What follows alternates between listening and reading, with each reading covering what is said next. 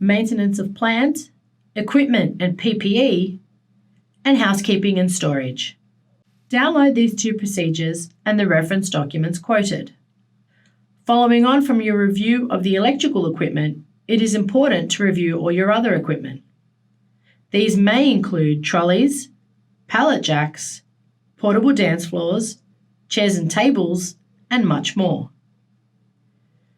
Review the process for the safe use of these tools, including the need for personal protective equipment or PPE.